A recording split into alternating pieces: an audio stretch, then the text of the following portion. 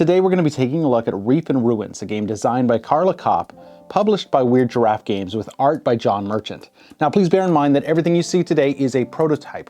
The game is currently, as of filming this, on Kickstarter now, so I highly recommend you check it out, but this is not indicative of what the final components will be.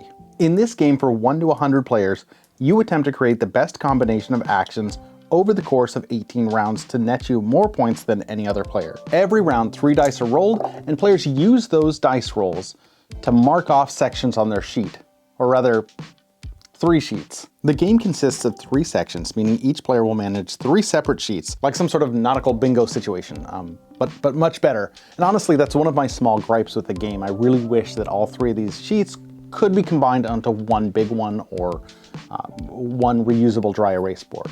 But I'm going to get more into that in just a bit. Once the 3 dice are rolled, you have some decisions to make. First, you can choose to make an action on the ruins sheet. First, allocate 1 die to access one of the 6 sections on this sheet. Then you can use 1 or both of the remaining dice to add to that specific ruin. Now, each of these 6 ruins has different scoring criteria, so it may be in your best interest to, maybe even though you can access one of them, choose not to and use your dice in better ways for the particular round. Next is the enchantment sheet. Here, you'll notice dotted lines connecting each row to a corresponding ruin on the previous board.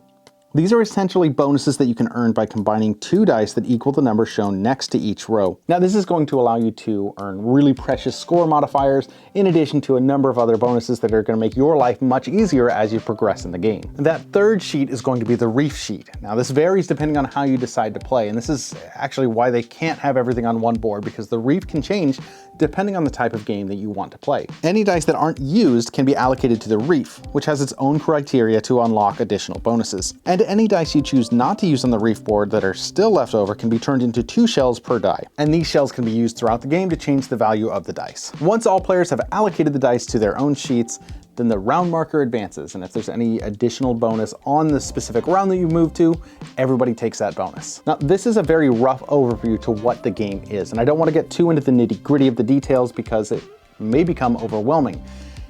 And to me, this is a game that is better viewed less as the macro whole big picture of the game, and more so as a series of small, really satisfying decisions that you get to make. Now, please don't misunderstand that to mean that this game is not crunchy. It absolutely is.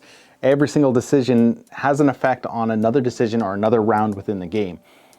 And so if you take the time to zoom out and look at the whole big picture, good grief, do you have enough options to really get your brain burning and figure out, you know, the best way to min-max this game. It is so satisfying to take those small decisions and compartmentalize them, and that's what this game does so well, is that there's a lot going on, and that's the risk for some of these roll and write games, is that in their simplicity they become too complicated, right? Like the mechanics of just writing something down is nice and simple, but oftentimes you've got additional bonuses, difficult iconography, lots of cards that you're flipping. That isn't the case here. You have small decisions to make. Everything makes sense, and when you make those decisions, be it right or wrong, it is a satisfying action, and that's a pretty cool thing. What could have easily felt like a min-max race to the death falls to the wayside as the coziness of the game envelopes players round by round. Now, there's absolutely a hill to overcome when it comes to explaining this game. When you present someone with 3 boards with multiple options on each of those boards, it can be overwhelming, but that quickly falls away to the wayside, and you discover the coziness that is Reef Ruins. Now, as I said, my gripes against this game are pretty minor. One, it seemed fairly intimidating when I initially approached it. Quickly found out that that was not the case. So if that's something that you're looking at this and you maybe even read through the rules and something isn't quite clicking, understand that once you get to round 2, things make sense and things go much, much smoother. My other gripe with this game is the fact that there are those 3 sheets that everyone manages. Instead of just handing out one single sheet to somebody, everybody has to juggle these things. And that's the thing, with the cumbersome nature of the 3 different sheets, you get some variability, which is pretty cool. Like I said, the reef boards specifically in my playthroughs are really interesting because, and the cool thing is that the mechanics of the reef board change. The way that you get those bonuses change. But you're still allocating dice, and you're still getting the exact same bonuses, just the way that you achieve them is a little bit different with the different boards. It was a really cool way to plug and play different flavors into the game without changing really anything about the overall macros of the game. Again, it's not that big of a deal. However, I would have loved to have seen this be on one giant sheet, or at least one sheet with a smaller reef board, because it is cool that you can switch out that reef puzzle. But the Kickstarter is currently going on, so this may not be the final version of the game, and maybe we'll get something like that.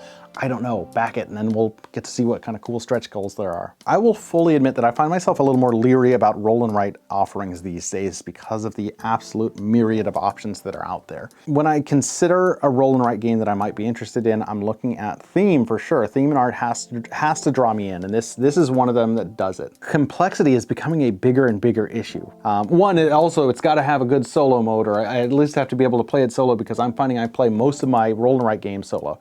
This game, 1 to 100 players, so that works out just fine. This game fits right exactly where I would like a roll and write to be. And there's the element of these 3 dice that is cool.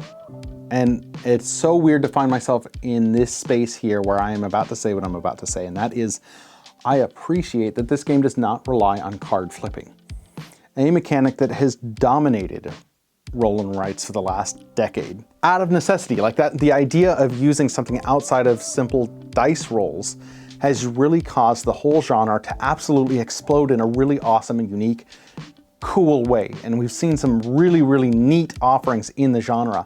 But like I said, there are so many roll and writes, and so many of them rely on different types of decks. And it was cool when it was just 1 or 2 games, and it still is cool to see what people are coming up with. But there are so many of these types of games that rely on special unique actions, cards, variability, and it becomes semi-exhausting if you're trying to play every single one of them.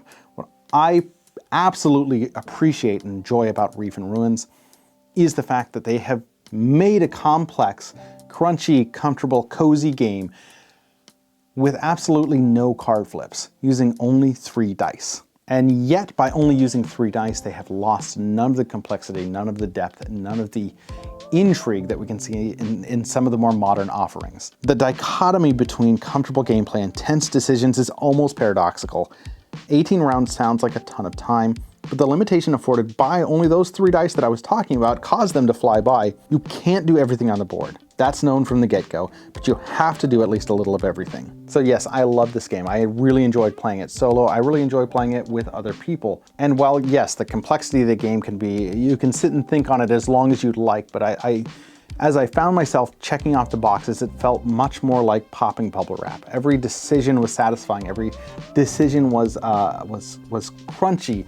And the experience itself was about as cozy as I've had this year. And so Reef Ruins is something that I highly recommend. It is, as of filming this right now, is currently on Kickstarter. If you're watching this and the game has been published and it's years down the line, my understanding is I'm playing rules-wise the finished version of the game. So I can confidently tell you that this is one that I highly recommend. And Weird Giraffe Games has put out a fantastic little game, and I really appreciate that. Thank you so much for watching this review. If you enjoyed it, please like, comment, subscribe, all that good stuff. Let me know if there's any specific games that you'd be interested in hearing my opinions on. I can be found on most forms of social media at Plumpy Thimble. Again, thank you very much, and I will catch you next time.